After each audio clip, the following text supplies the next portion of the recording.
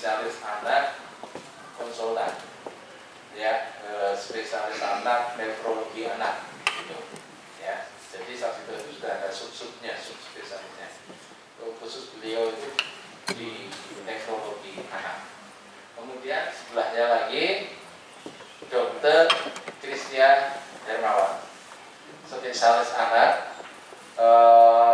Beliau juga mendalami pada nefro. Sebentar lagi konsultan nefro. Sedikit buat informasi masyarakat ya. Itu seperti apa sih, tandanya seperti apa, atau anak itu mengalami sakit bagian pinggang atau perut atau seperti apa? Takut adalah tidak kencing atau kencingnya berkurang.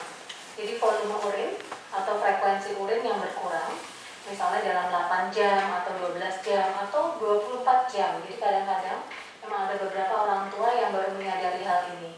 Ini sangat penting bagi kita menghimbau para orang tua untuk bisa melihat produksi kencing anak-anak tersebut ya. Misalnya dari pampersnya berkurang ya, ini tidak banyak kencing yang di dalam pampers, nah itu perlu diketahui.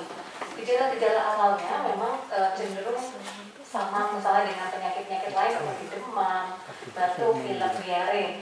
Namun gagal ginjal akut yang tipe progresif ini, dia lebih cepat penurunan produksi volume urinnya.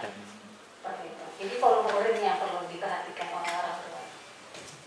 Mungkin tadi ada satu pasien yang memang meninggal. Jadi pasien itu berbeda dengan, jadi gagal ginjal itu bisa terjadi karena berbagai sebab. Misalnya pasien diare, sor-soran, kayaknya banyak, tubuhnya kurang cairan, itu bisa jadi gagal ginjal. Itu dulu-dulu ya sering kita dapat kasus seperti itu kalau insulinnya terlambat. Tapi untuk kasus yang ini, nya itu nggak sor-soran.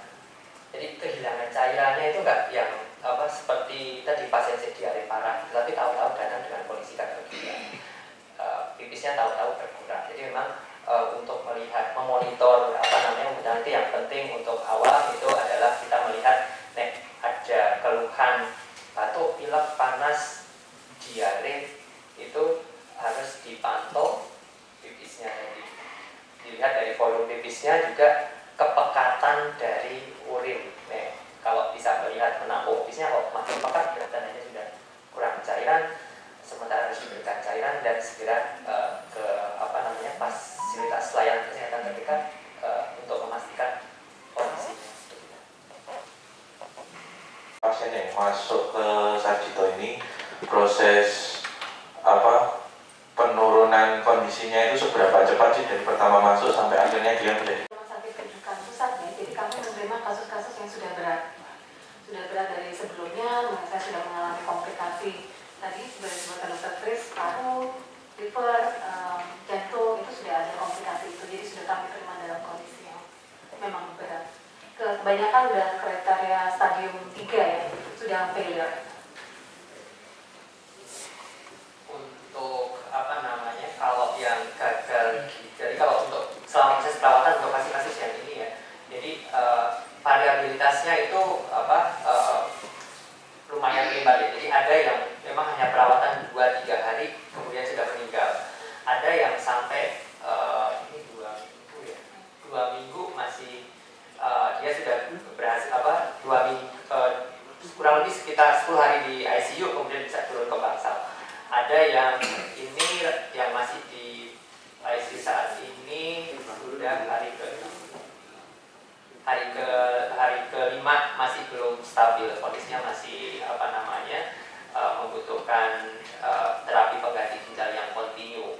Jadi memang variabilitas kasusnya ini masih dia beragam. Gagal ginjal akut pada anak ini sampai Sarjito tentu saja menyiapkan melakukan antisipasi ya.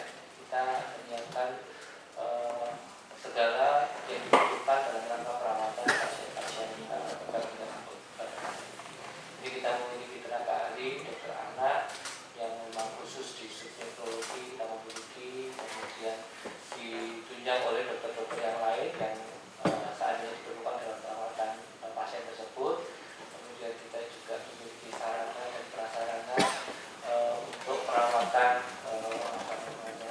pasien-pasien tersebut. Ya, kita menyiapkan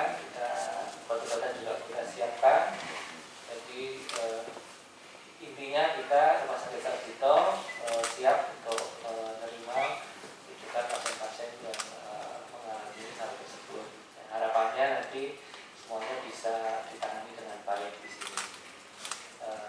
Kami juga sangat berterima kasih pada teman-teman semuanya yang nanti kami harapkan bisa membantu memberikan informasi yang benar kepada masyarakat sehingga masyarakat tidak panik, kemudian tidak gelisah, tidak galau dengan hal-hal ini, karena sebetulnya banyak sekali hal-hal yang membuat masyarakat itu jadi galau, seperti sebelumnya kan COVID, kemudian ada hepatitis yang